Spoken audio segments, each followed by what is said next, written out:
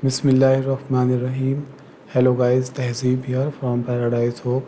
So guys, पिछली video में हमने रास्पबेरी पाई के साथ एलईडी को कनेक्ट किया था और एक पाइथन प्रोग्राम लिखा था जिसमें हमने पाइथन इस एलईडी को कंट्रोल किया था, यानी ऑन ऑफ किया था। और मैंने पाइथन की हर एक लाइन को बहुत अच्छे से एक्सप्लेन किया था। अब मैंने पिछली वीडियो में ये भी बताया था कि किस तरह से हम रास्पबेरी पाई की एक ही पिन को दो तरीके से एक्सेस कर सकते हैं, जो कि हमारी ब्रॉडकॉम क्लास के हेल्प से एक्सेस करना होता है और दूसरा बोर्ड क्लास की हेल्प से एक्सेस करना होता है। तो ये बातें हमने पिछली वीडियो में की थी। इस वीडियो में मैं PWM पल्स विद मॉड्यूलेशंस के ऊपर बात करूँगा। उसके ऊपर जो इम्पोर्टेंट्स बातें जो हमें पता होना चाहिए और उसके ऊपर जो कुछ डाउट होते हैं हमारे, वो मैं आपको इसमें बताने वाला हूँ। तो सबसे पहला क्वेश्चंस मेरे दिमाग में आता है, क्या PWM डिजिटल सिग्नल है या एनालॉग सिग्नल है? क्योंकि हमें देखने से पता लग रहा है कि हमारी एलईडी जो है उसकी ब्राइटनेस कम और ज़्यादा हो रही है, ज़्यादा और कम हो रही है। यानी एक इस लग रहा है कि कुछ एक सिग्नल है जो कि इसको पल्स दे रहा है, कुछ एनालॉग सिग्नल की तरह। तो आप बताइए कि सोचिए कि ये PWM एनालॉग सिग्नल है कि डिजिटल। तो मैं आपको यहाँ पर मैंने सबसे पहले गूगल पे सर्च किया, तो गूगल ने बताया कि ये एक डिजिटल सिग्नल है, लेकिन ये एक तरीका है एनालॉग सिग्नल को डिजिटल फॉर्म में बदलने का, ताकि हम एनालॉग सिग्नल को अगर जनरेट ना कर पाएँ तो हम उसको डिजिटली उसको कंट्रोल कर पाएँ, किसी भी कंपोनेंट को या किसी भी डिवाइस को उस डिजिटल सिग्नल की हेल्प से। सपोज़ कर लें, अगर मुझे एलईडी को कंट्रोल करना है तो हम किस तरीके से कंट्रोल करेंगे? उसके करंट को रोक कर, यानी करंट को कम ज़्यादा करके उसके हम ब्राइटनेस को कंट्रोल कर सकते हैं। लेकिन अगर हमें उसको डिजिटल वे में करना है, यानी उसी सिग्नल काम को हमें डिजिटली करना है, तब हम PWM जो सिग्नल है उसका यूज़ करेंगे। और इसके बाद हमारे पास दिमाग में एक क्वेश्चन आता है कि हम क्या रास्पबेरी की सभी पिंस में PWM सिग्नल्स को जनरेट कर सकते हैं? यहाँ पर आप देख सकते हो हमारे पास बहुत सारी पिंस हैं। इन सभी पिंस में क्या हम PWM सिग्नल्स को जनरेट कर सकते हैं? तो ये मैंने क्वेश्चंस गूगल पर जाकर पूछा, तो मुझे raspberry.org की जो ऑफिशियल वेबसाइट है वहाँ पर मुझे पता लगा कि पल्स विद मॉड्यूलेशन, यानी पल्स को हम सॉफ्टवेयर के थ्रू और हार्डवेयर के थ्रू भी जनरेट कर सकते हैं। अगर आप हार्डवेयर के हेल्प से जनरेट करना चाहोगे तब आपको इन पिंस का यूज़ करना होगा, जो कि यहाँ पर 4 पिंस दिए हैं। इसके अलावा आप हार्डवेयर की किसी भी अन्य पिन से जनरेट नहीं कर सकते। सॉफ्टवेयर से आप सभी पिंस के साथ जनरेट कर सकते हो। अब दिमाग में दूसरा क्वेश्चन ये आना चाहिए कि दोनों में फ़र्क क्या है? अगर मैं सॉफ्टवेयर से भी जनरेट कर सकता हूँ और हार्डवेयर से भी जनरेट कर सकता हूँ, तो दोनों में फ़र्क क्या है? तो ये क्वेश्चन भी मैंने किया गूगल। तब मुझे एक क्वेश्चन यहाँ पर किसी ने किया, वो मुझे उसका जवाब मिला। किसी ने पूछा कि what is the difference between software PWM and PWM, यानी हार्डवेयर PWM की बात कर रहा है ये। तो यहाँ पर एक आंसर दिया हुआ है कि note that I am the author of pi GPIS, so will the based on my assessment of the different type of PWM। यानी इस बंदे ने शायद PWM जो GPIO है, रास्पबेरी का GPIO पिंस है, उस पर कुछ काम किया है या उसको बनाया है। तो उसने बताया कि हम PWM को 3 तरीके से जनरेट कर सकते हैं, यानी पल्स को हम 3 तरीके से जनरेट कर सकते हैं रास्पबेरी पाई के अंदर। तो पहला तरीका तो डायनेमिक मेमोरी एलोकेशन, यानी DMA है, DMA टाइम्ड PWM। इसमें हम जो पल्स जनरेट करते हैं वो एक्यूरेट नहीं होती जिस तरह से हार्डवेयर होती है। यानी जितना एफिशिएंट और जितना अच्छा वे पल्स जनरेट करने का ये हार्डवेयर है, वो सॉफ्टवेयर नहीं कर सकता। इसका मतलब ये हुआ। इसके बाद आप सॉफ्टवेयर की हेल्प से कर सकते हो। सॉफ्टवेयर की हेल्प से करने का मतलब एक शेड्यूलर होगा हमारे पास, उसकी हेल्प से हम कर सकते हैं। इसके बाद हम आ जाते हैं, हम हार्डवेयर से तो ऑलरेडी कर सकते हैं, तो अब हार्डवेयर से अब कर सकते हैं। तो दिमाग में क्वेश्चन आता है कि हार्डवेयर से हम किस तरीके से कर सकते हैं। तो मैं आपको फिर एक नई वेबसाइट पे ले जाता हूँ। तो अगर हम देखते हैं कि PWM जनरेट कैसे करते हैं, तो बाय कंपैरेटर से जनरेट करते हैं इसको। तो कंपैरेटर कुछ सर्किट इस तरीके से का सर्किट होता है जिसमें कुछ हम इनपुट मैसेज और देते हैं और एक सॉटूथ ये इनपुट जाता है इसके अंदर, फिर हमें PWM एज ए आउटपुट मिलता है। तो आप यहाँ पर देख सकते हो कुछ हमारे पास कुछ ऐसे सिग्नल्स जो कि टीथ नुमा सिग्नल्स हैं, उसको हम इनपुट सिग्नल जो कि वेव सिग्नल होते हैं उसमें कंबाइन करते हैं या उससे मैपिंग करते हैं, तब हमें कुछ PWM सिग्नल्स मिलते हैं। तो ये तो बात होगी PWM सिग्नल्स हार्डवेयर में किस तरह से जनरेट किए जाते हैं। और इसके बाद हम बात करते हैं कि रास्पबेरी पाई की मैंने ऑलरेडी बताया कि इसमें जो आपकी PWM पिन है वो पिन नंबर 12, 18, 13 एंड 19 है। अब बात करते हैं कि रास्पबेरी पाई में 2 चैनल्स हैं PWM के, PWM 0 एंड PWM 1। इसका क्या मतलब है? इसका मतलब ये है कि रास्पबेरी पाई में 2 चैनल्स हैं PWM के, और इसका मतलब भी मैं आपको यहाँ पर दिखा देता हूँ। तो यहाँ पर लिखा हुआ है, जो ऑथर ने लिखा है, so only 2 different PWM stream can be generated at A time. इसका मतलब ये हुआ कि हम एक बार में, यानी सिर्फ एक बार में 2 पल्स ही जनरेट, 2 PWM पल्स को जनरेट कर सकते हैं। 2 चैनल्स होते हैं हमारे पास, एट ए टाइम हम 2 चैनल्स को ही जनरेट कर सकते हैं। अब मैं इसका एक एग्ज़ाम्पल आप लेता हूँ, शायद आपको समझ में आए। सपोज़ करें मेरे पास घर में 2 सेट टॉप बॉक्स हैं और मेरे पास कुछ 4 टीवी हैं।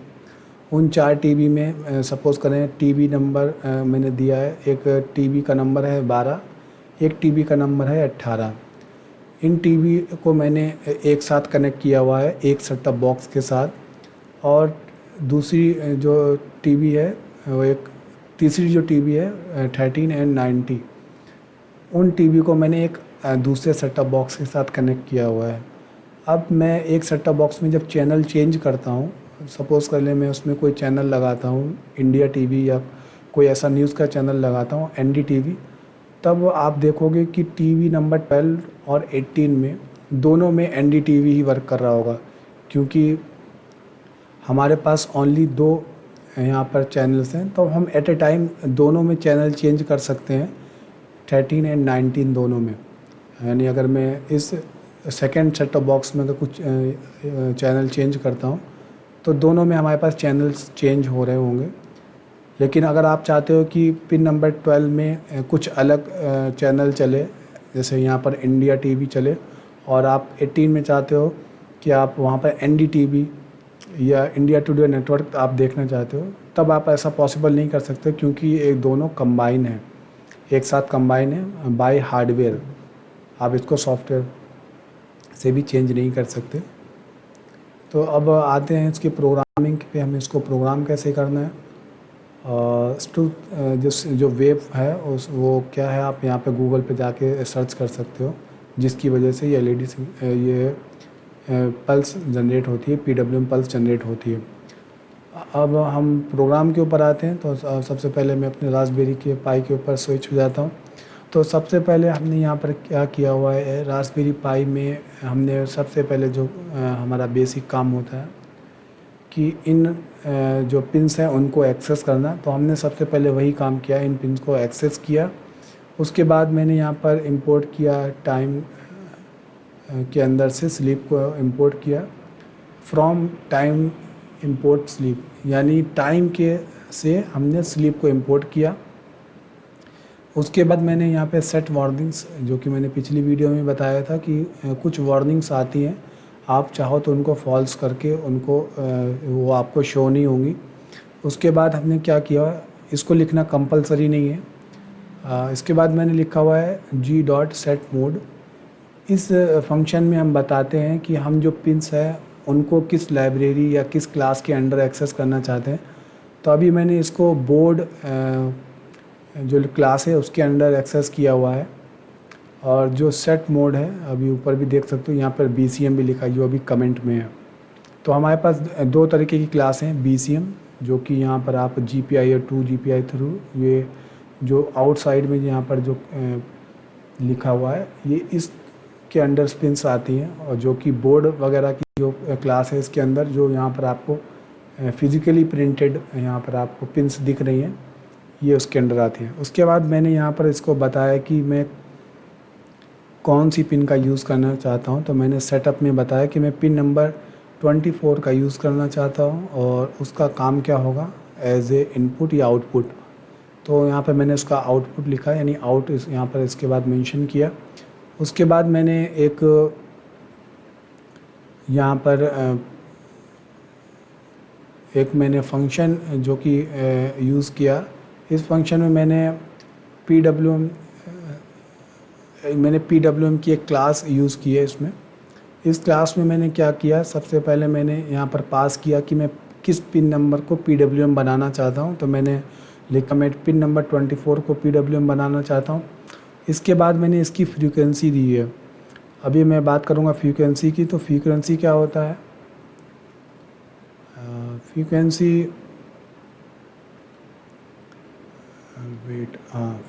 क्या होता है, frequency number of repeating cycles in 1 second, यानी कितनी साइकिल्स 1 सेकेंड में रिपीट होना चाहिए, वो मैंने डिफ़ाइन किया है। तो मैंने यहाँ पर बताया कि 1000 जो साइकिल्स हैं वो 1 सेकेंड में रिपीट होना चाहिए। उसके बाद मैंने PWM डॉट स्टार्ट, यानी मैंने जो PWM है उसको स्टार्ट कर दिया। उसके बाद मैंने वाइल लूप लगाकर इसमें एक फॉर लूप लगाया जो कि ड्यूटी इन रेंज।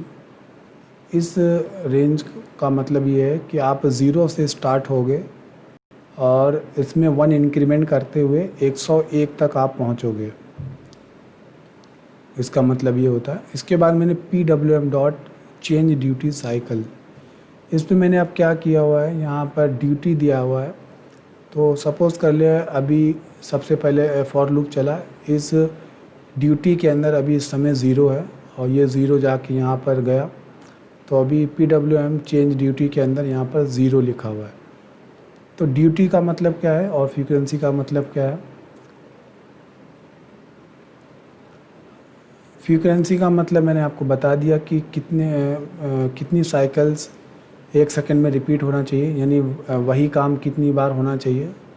और ड्यूटी का मतलब है वो कितने, देखिए यहाँ पर duty cycles represent the percentage of time that signal is high versus लो।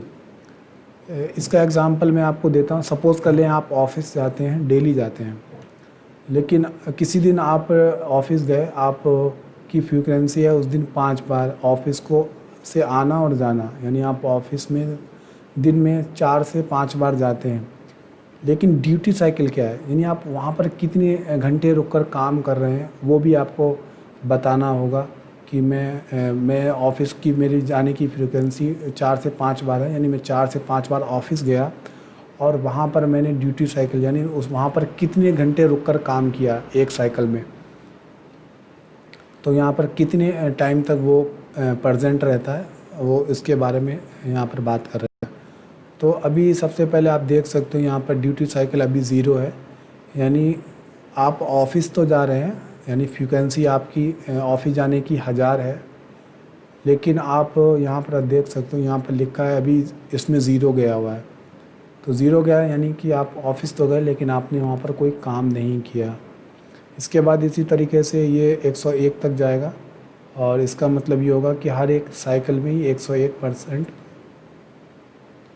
वहाँ पे वर्क कर रहा है। तो आप देख सकते हो ये जो ऊपर की स्ट्रेट लाइन है ये शो कर रही है कि आपने इसमें कितना काम किया, और जो नंबर ऑफ़ 1 2 3 ये इसकी फ्रीक्वेंसी है कि आप 1 2 3 बार ऑफिस गए लेकिन आपने वहाँ पर कितना काम किया। जैसे कि आप देख पा रहे हैं यहाँ पर इसकी साइकिल्स घट रही है, जैसे यहाँ पर इसकी साइकिल्स बढ़ती है यानी इसका काम बढ़ता है, तो यहाँ पर इसकी एलईडी की ग्लो बढ़ती है।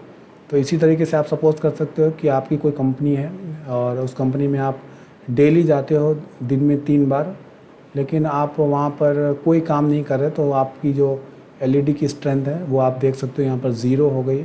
और जैसे ही आप दिन में 3 बार जाते हो लेकिन वहाँ पर बहुत सारा काम करते हो, आप यहाँ पर देख सकते हैं ये, तो आपकी एलईडी काफ़ी ग्लो हो रही है, मैक्सिमम तक जा रही है।